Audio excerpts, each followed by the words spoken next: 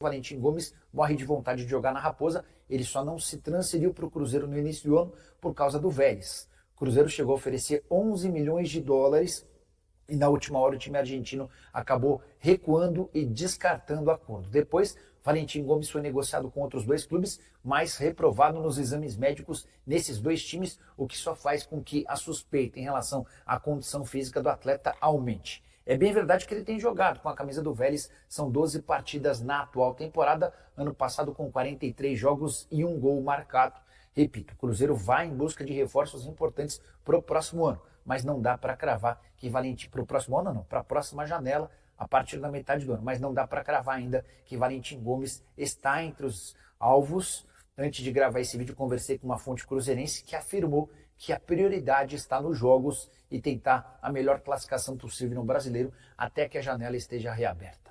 O Cruzeiro já está no mercado e já está buscando, porque vale lembrar o seguinte, a janela abre, mas você contratar agora não tem o menor problema. Né?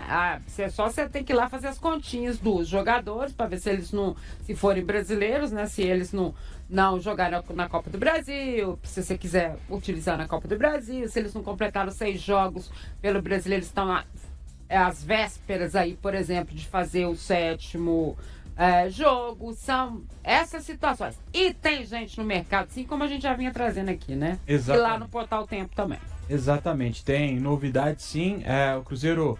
É claro, né, dentro daquilo que a gente já imaginava e traçando dentro desse cenário, né, um perfil para essas contratações, todas elas terão, como a gente já destacou aqui, o aval do técnico Leonardo Jardim, vai passar pelo crivo sim do português, essas contratações do Cruzeiro. E aí o nome da vez brilhou ontem, ou pelo menos foi bem na vitória da sua equipe ontem, o América de Cali. O ponta direita, o Marino Inestrosa, 22 anos, colombiano, deu uma assistência ontem, chegou à quinta... Nacional de Medellín. Nacional, desculpa, eu falei América, né, Lelão? Falou. Perdão, Nacional de Medellín ontem bateu o Internacional e aí ele deu uma assistência, contribuiu, chegou à quinta assistência no ano, a terceira na Libertadores, tem 1 gol na Libertadores e outros 3 no Campeonato Colombiano também, então é um jogador para um setor que o Cruzeiro precisa muito, né? Perdeu peças importantes e já não contava com muitas peças para esse setor, o lado do campo, né? Então o Cruzeiro vai em busca desse jogador, entendendo o peso que tem e o Cruzeiro também, o seu torcedor, entendendo como será o Cruzeiro nesse mercado, buscando jogadores mais jovens, com um futuro promissor. Esse deve ser o perfil do Cruzeiro para essa janela do meio do ano. O que você acha, Lélio? Eu acho um bom jogador. Já tinha deixado uma ótima impressão aqui no Beira-Rio, né? E ontem ele foi o melhor jogador em campo na vitória sobre o Internacional. O Inter teve pouca chance no jogo contra o Nacional de Medellín e, sem dúvida alguma, o Inestrosa atuando, jogando aberto pelo lado direito principalmente, ele é um jogador rápido e forte, né? Tanto que ele inicia o contra-ataque de um dos gols numa jogada individual, uma arrancada de 50, 60 metros. Que coisa. É um ótimo jogador, sem dúvida alguma. E o Luiz Araújo também tá na pauta, né? Também tá na pauta. Esse aí a gente tem que vigiar, tá? Porque se entrar no próximo limite, né? jogo, já foi, né? Ele tem 6 jogos, né? Pelo Flamengo. O Cruzeiro tem sim interesse nele. É claro que é uma situação mais delicada por disputar o Campeonato Brasileiro, né? Então tem aí essa situação do 7º jogo, mas o Cruzeiro avalia sim, é um jogador que interessa o clube, então tem a possibilidade sim dele ser mais um reforço ou quem sabe passar a atuar no Cruzeiro a partir do meio do ano também, que é quando a janela abre e aí o Cruzeiro tem essa possibilidade também com o rubro-negro. E sabe também de quem é que o Cruzeiro não desistiu e tá aí na cola? Do Valentim, estão lembrados dele? Sim, porque acabou que ele não foi pra lugar nenhum, né, Rafa? Teve um embora, né, envolvendo... E voltou, tá infeliz lá, né, e aí tem aquela história, pedi muito, ok, não deu certo, eu tentei arrumar a negociação, obviamente que eu tô falando do clube, né? Tentou arrumar a negociação, não conseguiu, e o menino foi e voltou e tá lá insatisfeito, e é possível então que o Cruzeiro retome essa negociação. Conversando, eles já estão conversando, Lélio Gustavo, é outro nome, né? Esse aí até hoje eu não cheguei a ver jogar, mas ele foi campeão argentino pelo Vélez, né? Isso. É esse aí. Mas ele não tomou bomba lá no exame médico na Europa, Rafa? Não. O Leleu não foi. A questão não foi essa, não. Não? Tá. O empresário dele, na verdade, uma equipe que gere a carreira dele tinha intermediado essa negociação e ela acabou não acontecendo pelos valores. Houve sim esse boato de que ele pudesse. Porque ele passou por uma cirurgia no joelho, né? Então teve esse boato, mas o que não aconteceu foi a questão dos valores. Eles acabaram não acontecendo e por isso. Ele ficou frustrado, falou disso, né, dessa negociação, que o Cruzeiro, inclusive, chegou nos valores que o Vélez pedia na época, né? Então, ficou essa frustração.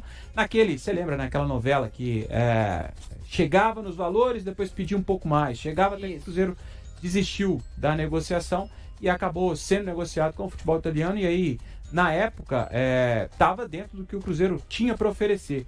Mas aí a negociação não aconteceu, passou da época, né, da janela de transferência, e aí não teve tempo hábil para poder se transferir, voltou para a equipe argentina, e aí ficou essa reclamação e está realmente, de fato, muito satisfeito. Ele disse, inclusive, que queria ter vindo para o Cruzeiro. O mercado vem dando uma aquecida, porque faltando aí um mês praticamente para a abertura de uma mini janela, depois terá outra maior no mês de julho, mas o Cruzeiro já se movimenta.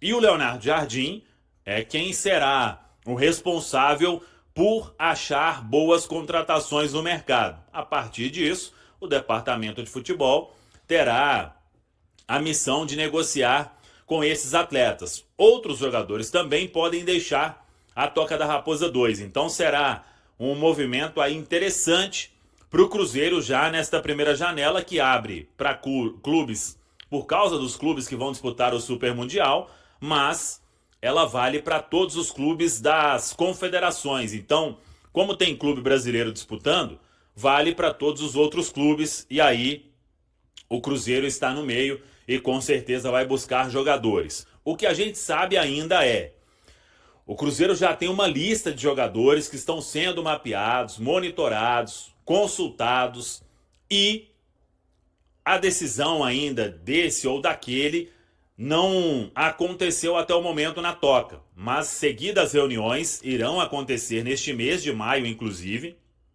para se chegar nesses nomes que o Cruzeiro quer buscar, e também quais serão as posições que o Cruzeiro pensa em reforçar no mercado. Não é segredo para ninguém, desde a outra janela, que o Cruzeiro falava em jogador de beirada. Veio o Wanderson, que hoje joga pela esquerda, o Dudu saiu, e o Cruzeiro tem uma carência ainda no elenco, que é principalmente um ponta que atua pela direita. Aí pode ser canhoto ou destro, mas que jogue de preferência pela direita. Outras posições também o Cruzeiro vai ao mercado analisar: lateral esquerdo, zagueiro, volante, meia também, que é uma carência, né? Então, são todos os setores que o Cruzeiro está de olho. Talvez ali para centroavante é que não precisa, né? O Cruzeiro tem Caio Jorge, tem o próprio Gabigol para jogar como um centroavante ou mais recuado um pouco, Juan de Neno, aí outros jogadores também fazem esta função. Mas é fato que o Cruzeiro está de olho aí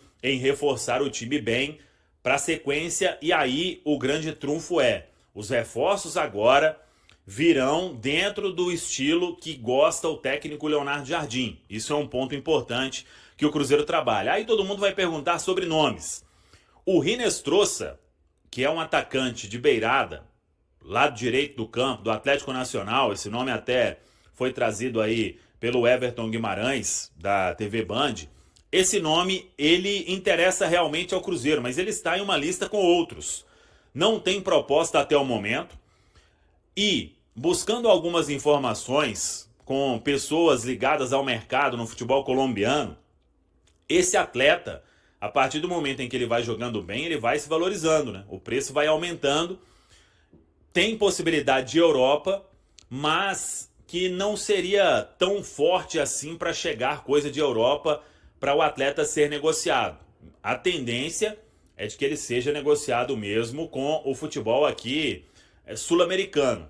E aí, claro, não vai ser somente o Cruzeiro, se fizer proposta, a se interessar pelo jogador que vem se destacando no Atlético Nacional na Copa Libertadores da América. Deu uma canseira para o time do Internacional e vamos seguir acompanhando. Interessa sim, tem proposta? Não. Vai ter? Temos que aguardar, mas é fato, para esse setor, o Cruzeiro quer um jogador. Aí é o setor, por exemplo, onde encaixa Luiz Araújo, mas possibilidade muito remota de surgir uma negociação. Aí vai pintar nome de tudo quanto é lado. À medida que a gente for confirmando, vamos trazendo aqui na Samuca TV. No próximo domingo, 11 às 16 horas, o Cruzeiro terá a importante tarefa de permanecer entre os 4 primeiros do Campeonato Brasileiro e conquistar mais uma vitória na competição.